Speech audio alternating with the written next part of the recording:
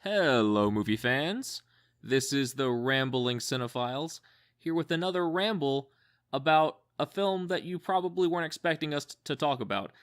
This was supposed to be a podcast about The Post, but unfortunately, we got snowed in tonight. Yeah, we're going to do The Post eventually, just, later. Probably later on this week when it's not, below freezing outside. You guys, there's a whole inch of snow on the ground, and we're not sure if we're going to make it here in Mississippi. So tonight, we will be talking about a film from 2017, I think, early 2017, called A Dark Song. This is a film by Liam Gavin.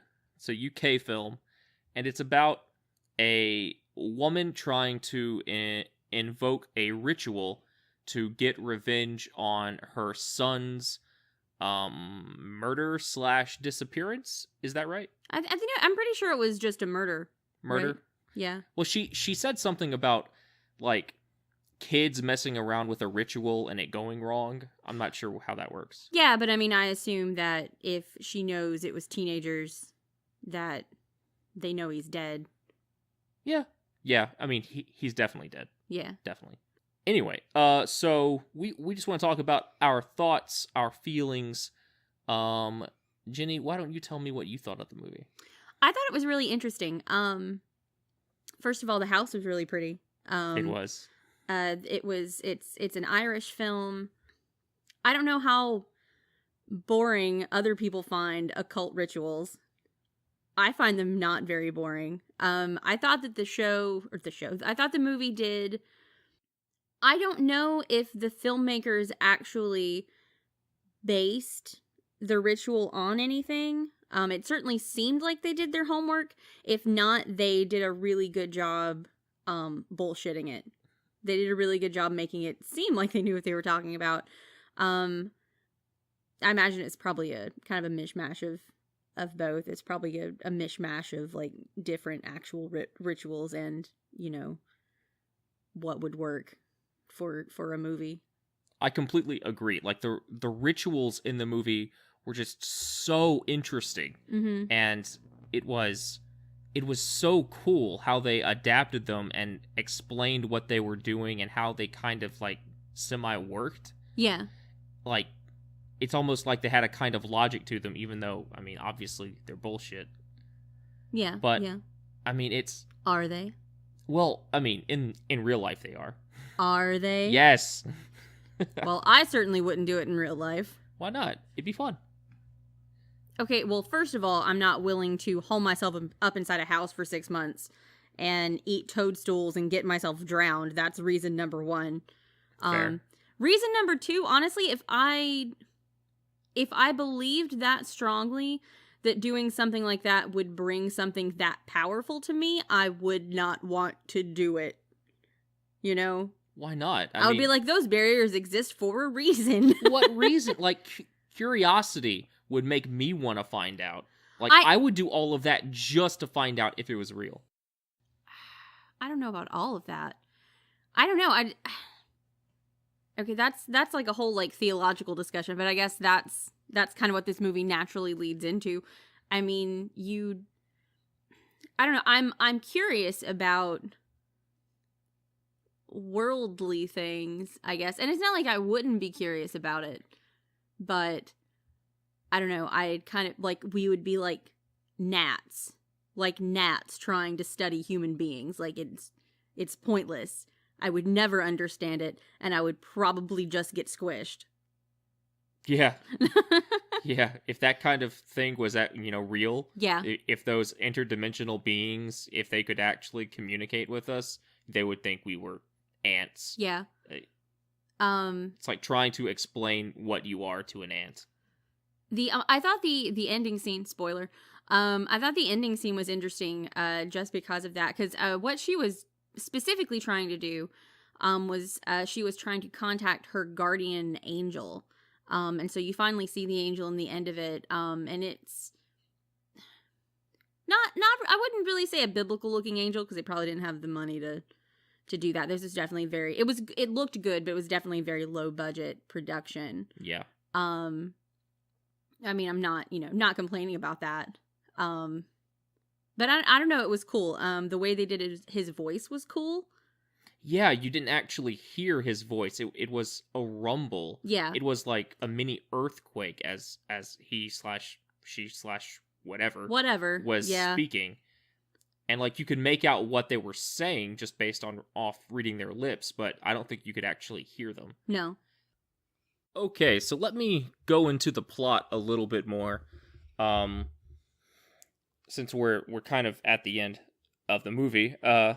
So the two main characters are Sophia Howard, played by Catherine Walker. She's the woman trying to conduct the ritual. And the man helping her is Joseph Solomon, played by Steve Oram. And basically, they seclude themselves into this house and seal it off with a ring of salt. And they, she goes out and she buys a whole bunch of food, and they're going to be cooped up in this house for months. And while inside, they start the ritual, which just composes of drawing a bunch of circles on the floor, fasting, sitting in one place, staring at, a rock, writing down codes and chanting and torturing themselves with cold water. Well, he tortures her with cold water and all sorts of horrible things. And eventually she starts getting frustrated that things aren't happening like she wants. And it turns out that she's not being entirely truthful with him about what she does want. She at first tells him that she wants to make someone fall in love with her, and that's a lie. Then she says that she wants to talk to her son, which is kind of true, but what she really wants is vengeance on the people that killed him. And when Solomon discovers that, he has to change the ritual a little bit, and he drowns her in a bathtub against her will, and then resuscitates her. And while they're in the kitchen, arguing about the fact that he almost killed her, she trips him over, and he accidentally falls on a knife, and it pierces his side, causing a really bad infection. They say that you can't leave in the ritual. They're talking about you can't leave the house, otherwise you'll be trapped. Yeah, because the house is technically, like he mentions earlier in the movie that he's unshackling the house from reality. The house is technically not on like a normal plane anymore. Yeah. So like she can't leave the house to get a doctor or anything, and he's just dying over the course of a few days, becoming septic. But all the while, they're still going through the ritual, trying to get her guardian angel to appear. And he eventually does die, and throughout the couple of days where he's suffering, she starts hearing her son speak to her through a door, and she doesn't think that it's actually her son. And then when he does die, this group of demon spawn people, or maybe just people trapped in the in-between,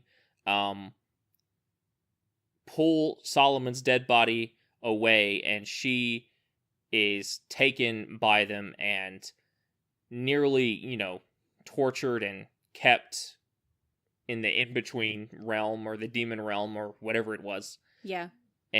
That whole sequence was pretty trippy.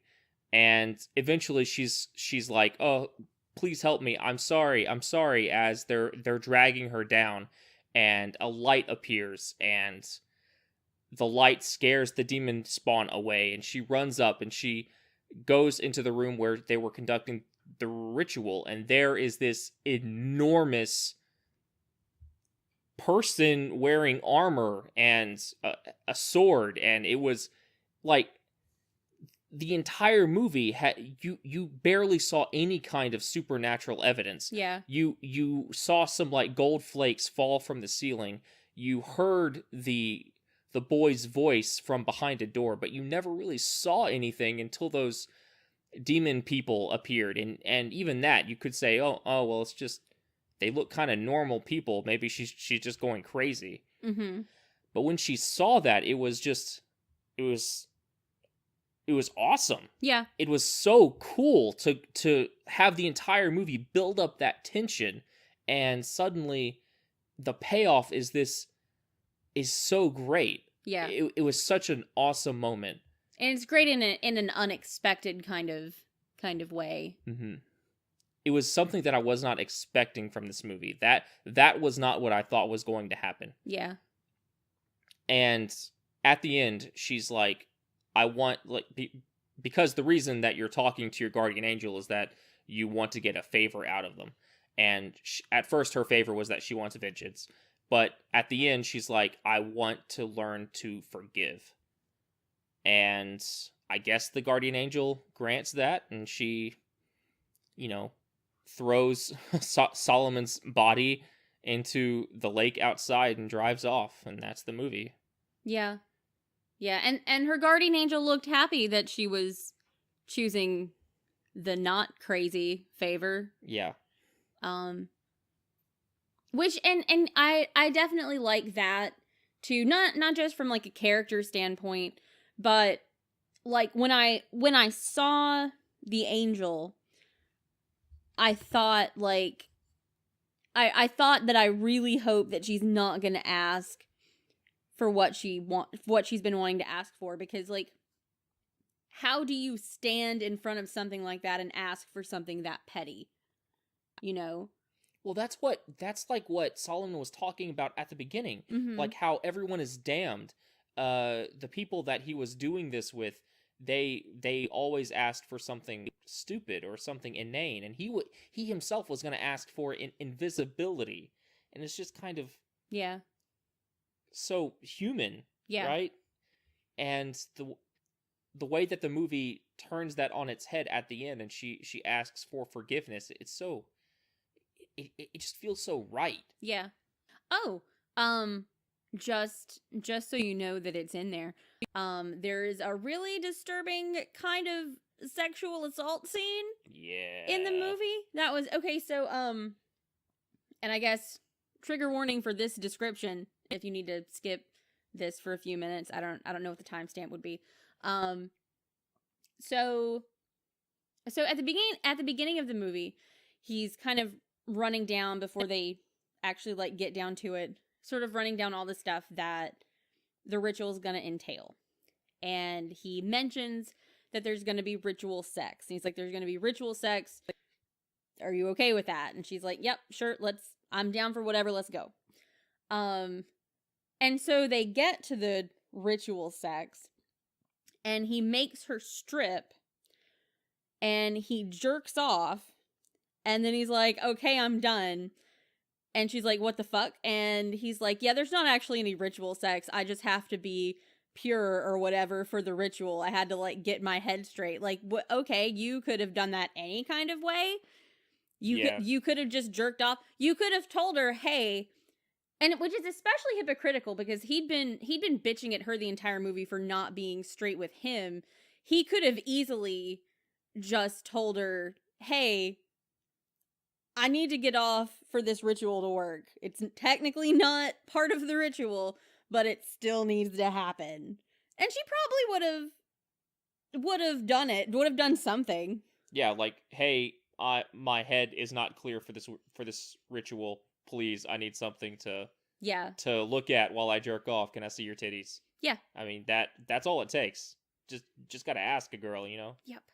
Yeah, and it was just the fact that she didn't know that it was just him jerking off, and he could have just said something. Like, I understand she was right to be angry, but I understand him not telling her about the bathtub ritual where he had to drown her, because she wouldn't have agreed to it. No. And it wouldn't have worked. So that I get. But I feel like this was something he could have just like, yeah, I need to nut one off.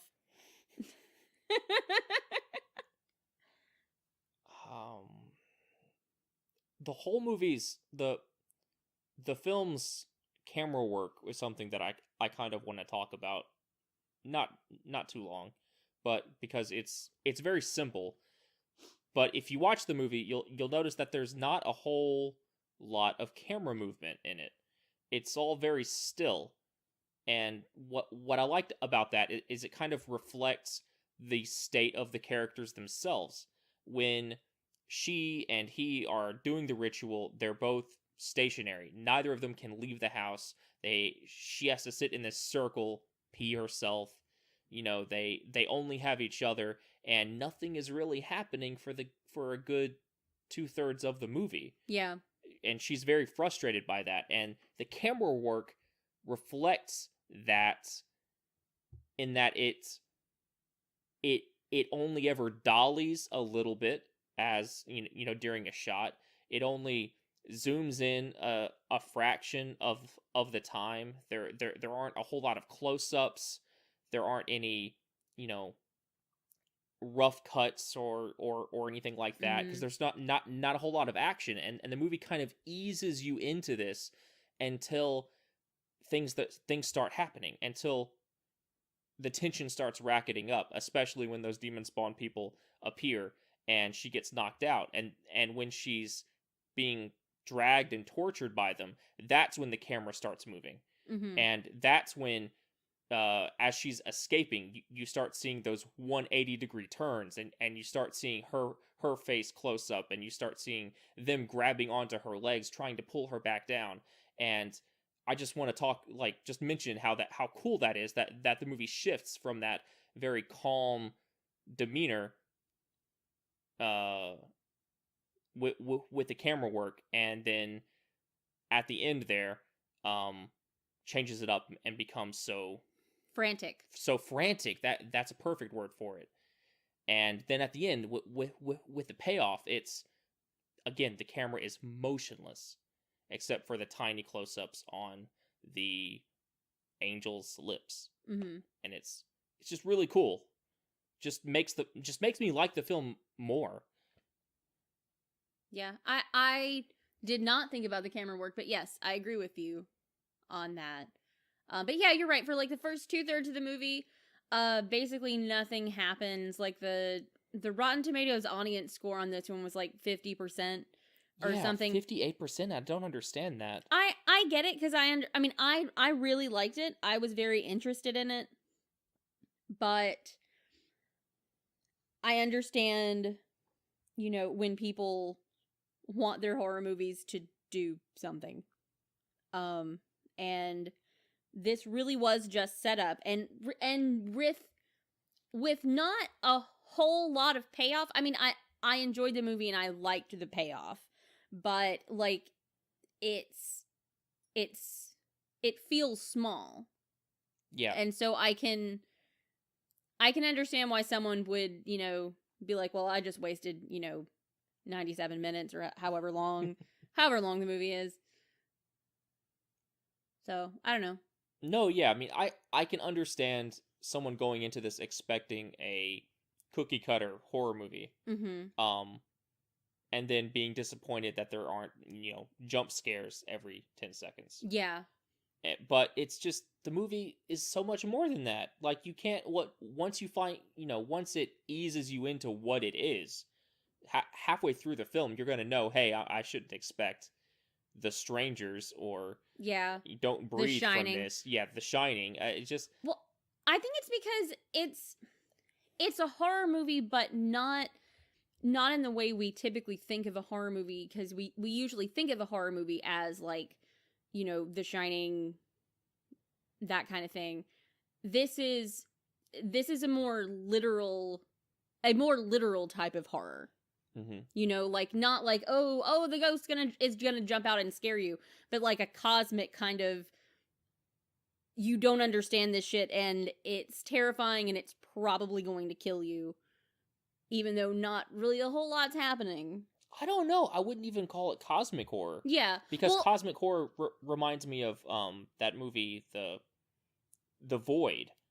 Well, okay. Well, when I say cosmic horror, I don't necessarily mean. I mean, yes, The Void is cosmic horror, but I more mean like a like a metaphysical, existential type of horror. Existential horror, yeah. Definitely. That's by nature hard to describe, because we wouldn't have the words for it anyway. And so it's not a horror movie like in the typical form of the genre, but there's not really a better word for it. Like, horror is a very specific literal word for it, even though it's not what we think of. Yeah. There isn't a good genre for it, like Jenny is saying.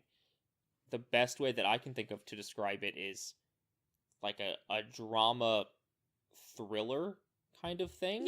Yeah.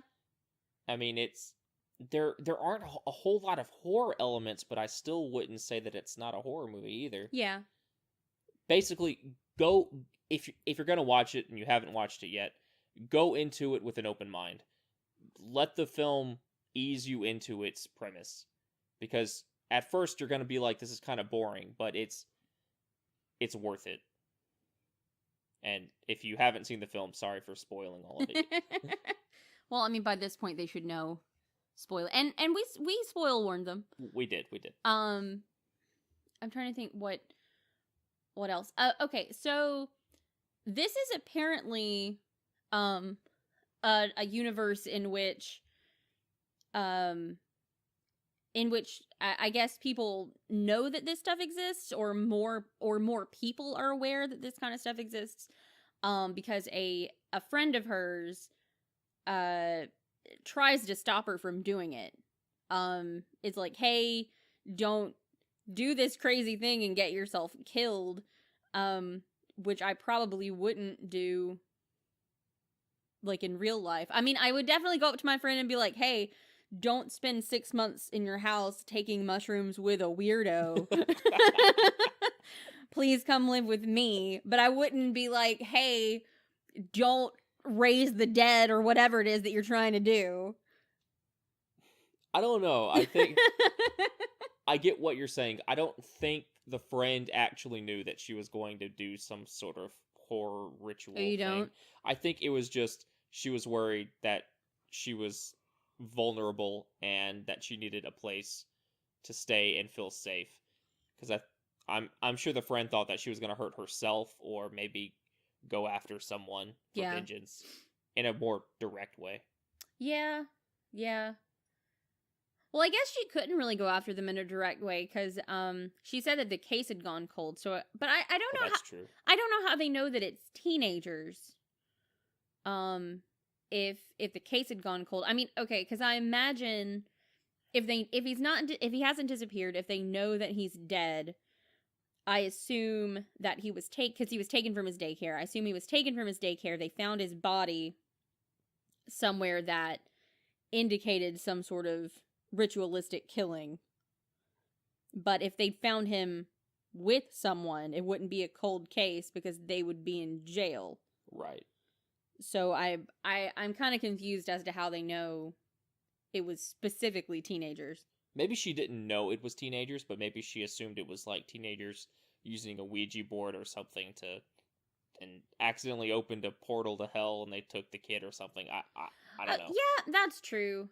That's true. If you're assuming that that like other people like regularly dabble in this kind of thing, because otherwise that's a really big leap to make, to like, oh, it was teenagers messing with the occult. Because when I think of teenagers messing with the occult, I think of Ouija boards. I think of, like, I don't know, 15-year-old girls with crystals who think that they're vampires or whatever. Like, that's what I think about.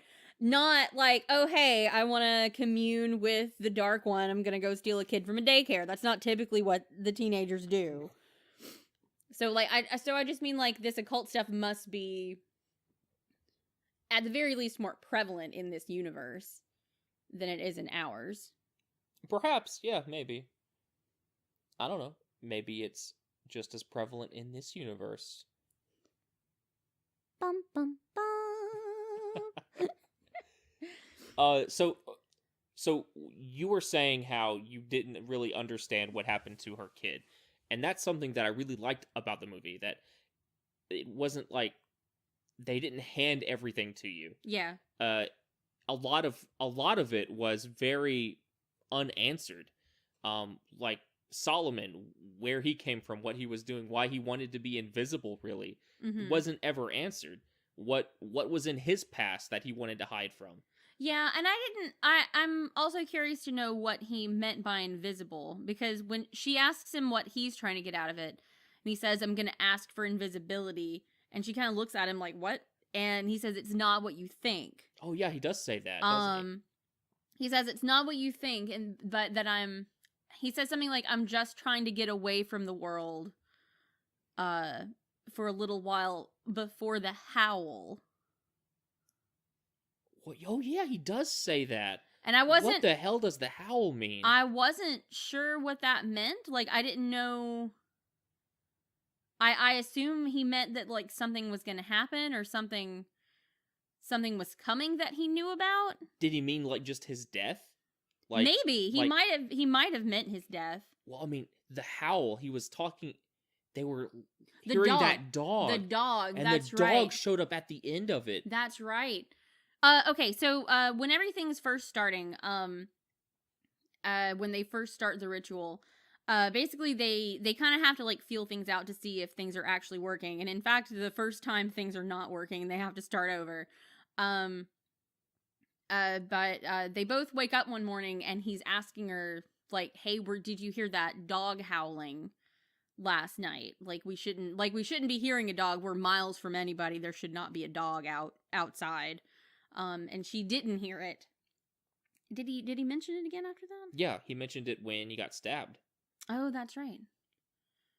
Yeah, and when she got dragged down into the basement by the demon humans, she gets dragged by this like giant dog. Like you don't see its face, because it's kind of standing over her, and she's being dragged on the floor, and so the camera is, on her point of view, so you only get to see like its feet and its like chest. It's like hindquarters. Yeah. It was sitting down, and it was enormous. Yeah. And I don't know, maybe the dog was just there for Solomon, because it didn't attack her, really. It didn't. That's just true. The demon people attacked her and tried to drag her back down when she was escaping. That's true. Well, I didn't think about that. Like I should have thought about the dog. I guess I just assumed that it wasn't attacking her because it was something other than what the people were, that it wanted something else. Because I can't decide if I think the people were literally demons, or if they were lost souls who just wanted to drag her down with them. That's what I think. That's kind of what I felt about it. But I don't know. So the kid, when she's talking to her kid, the kid says specifically, "I'm just some cunt using your kid's voice to make you afraid." I think that's what those people were doing. Mm-hmm. They don't care about demons or whatever. They just want you to suffer because they're suffering, because they're lost, damned, I guess. Yeah. And so that's what they were doing. They wanted to keep her down in the basement or wherever. And as she's escaping, she seeks redemption. She seeks forgiveness, and that's what allows her to escape and talk to her guardian angel. Mm-hmm. But that's so interesting about the howling. I didn't even think of that until now. Yeah. I wonder. Tell us what you think of the howling in the comments below. Wasn't the howling a movie? I'm sure. I don't know of one, but I'm sure there's a movie called that. Now I gotta look it up. Bum bum bum bum bum bum bum bum.